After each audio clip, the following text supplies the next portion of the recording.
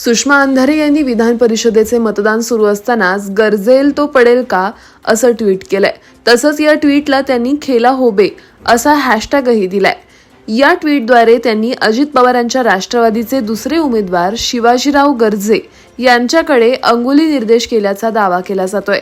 त्यामुळे विधान परिषदेच्या निवडणुकीत गर्जे यांचा पराभव होणार का, विरोधकांनी तशी एखादी रणनीती आखली आहे का, अशी चर्चा राजकीय वर्तुळात रंगली आहे.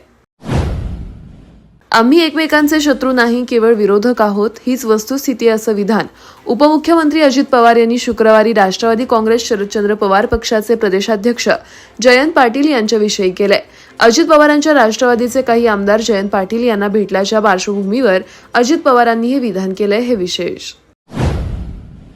लाडकी बहीण योजनेला आमचा कुठलाही विरोध नाही, सरकारने काय करायचं ते करावं, पण महसूल विभागाच्या वेबसाईटच्या काही अडचणी आहेत. पण कागदपत्रांसाठी तहसील कार्यालयात गर्दी झाली आहे.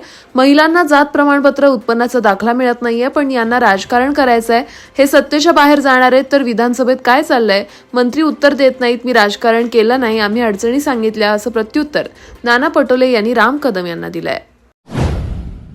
महाराष्ट्राची सध्याची राजकीय परिस्थिती पाहता आणि लोकसभेचे निकाल पाहता अनेक आमदार हे महाविकास आघाडीच्या बाजूने झुकले आहेत. तसंच सत्ता पैसा त्यांच्याकडे आहे, पण लोकमत आमच्याकडे आहे, असं विधान ठाकरे गटाचे नेते संजय राऊत यांनी केलंय. आज विधान परिषदेच्या 11 जागांसाठी मतदान होतं. यावेळी प्रसारमाध्यमांशी बोलताना त्यांनी याबाबत भाष्य केलंय. बँकेमार्फत कर्ज देणं उपकार नव्हे, तर तो व्यवहार आहे. कर्ज देणं बँकेचा आत्मा आहे, असं प्रतिपादन आमदार बच्चू कडू यांनी केलंय. अचलपूर बाजार समितीत नुकतेच शेतकरी मेळावा सत्कार समारंभाचं आयोजन करण्यात आलं होतं.